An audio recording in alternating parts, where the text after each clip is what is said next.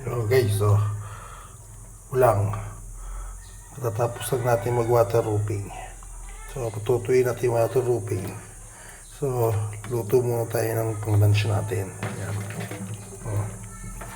Ulang. 4 na piraso. Malaki siya guys. Sisigang tayo. Sisigang tayo na unang sa talbos. Yan tayo. Kumaya na ulit. Dagdag din natin ang ulang. Yan mga boss.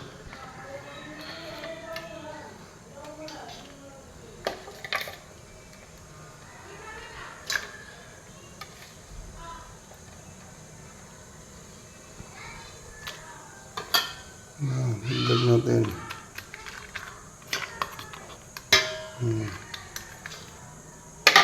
Tapos takpan. Yan ulit. Yun, pag ganyan ang kulay na ng hipon na ulang, laglag na natin yung kamote, talbos. Tapos, pakulo na ng konti yan.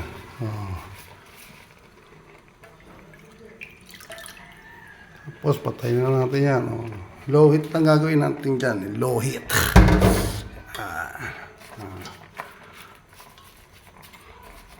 Slow fire lang.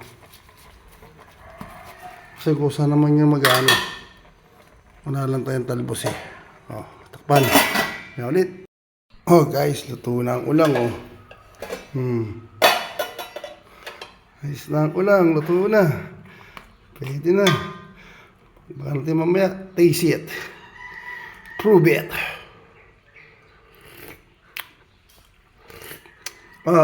Sarap. Sadya naman eh. Maya ulit. Bus, dito na magtatapos. Bye-bye!